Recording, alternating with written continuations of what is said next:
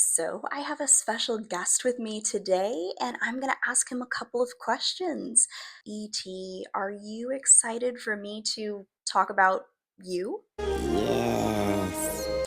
And one more thing, E.T., do you know that they have a theme park ride named after you at Universal Orlando? Yes. You do? What was that? Can we go on a bike ride? Oh, I'd love to.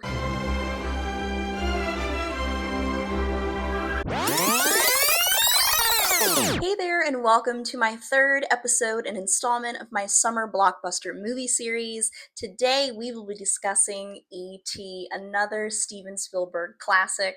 Honestly, if you're 5 or 95, this movie is always entertaining. So let's fly right into some fun facts and happenings on set.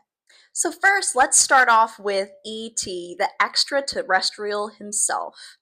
Who was played by E.T.? So the casting process for this movie was quite interesting. Steven was trying to see maybe if he could get a little person to maybe fit into the suit, since, as we know, Steven is very excellent when it comes to the puppetry and the animatronics of his movies, as I discussed in a previous episode with Jurassic Park. In addition to casting two little people, he found a young boy by the name of Matthew Demerit, who was actually born with no legs and used his hands and upper extremities to walk with. So when they put the suit over him and you see E.T. kind of having that iconic walk, that is actually this 11-year-old boy in the suit using his hands to walk. So many of you know that Drew Barrymore plays Gertie in this film, and she is absolutely adorable in this movie. She's about 5 years old, and her performance is incredible. But one fun fact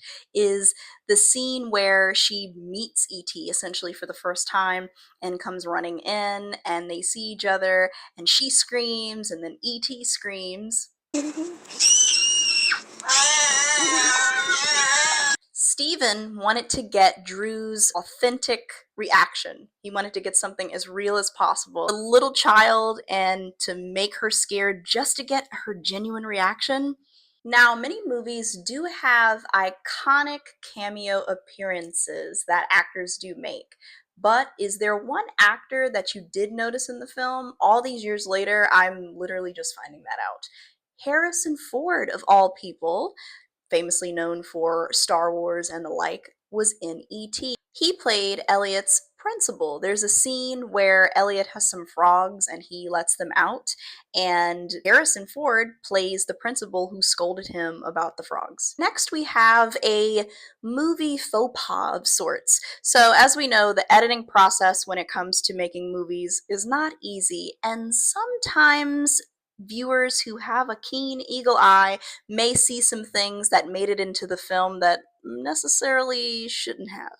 And one of those is the handlebar scene of the bike, where Elliot is on the bike, E.T. is in the basket, and they go up and you see the silhouette of the moon in the background. Well, as Elliot and E.T. are going up on the bike, you see him hold on to the handlebars. But as soon as they have a shot of them starting to rise into the sky, the handlebars disappear. So if you do have a keen eye for things like that, you may catch that little faux pas there. There are many scenes in this movie that are honestly the cutest thing ever and my favorite. It has to definitely be the scene where E.T. has a little too much to drink of some Coors Light and let's just say gets a little buzzed.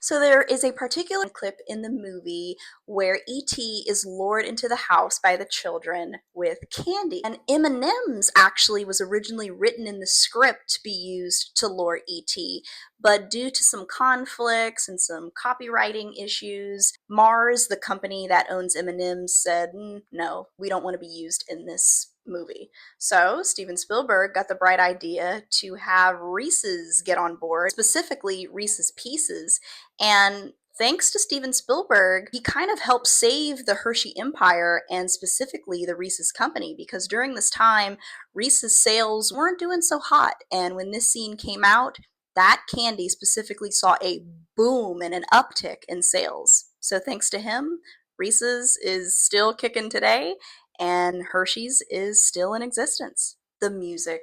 What can we say? Again, the last episodes that I did featuring Jaws and Jurassic Park all have been John Williams so far, and again, this one, an iconic, beautiful piece. The scene where they're flying. Steven and John have collaborated on many, many films. They right there are definitely the A-team material when it comes to cinematic masterpieces. Again, E.T. is obviously a classic that is just suitable for all ages and all generations, and honestly, never gets old. Okay guys, thank you so much for watching this third episode of my summer blockbuster movie series. Stay tuned for next week for my fourth episode, and as always, thank you for watching, stay tuned, and see you soon.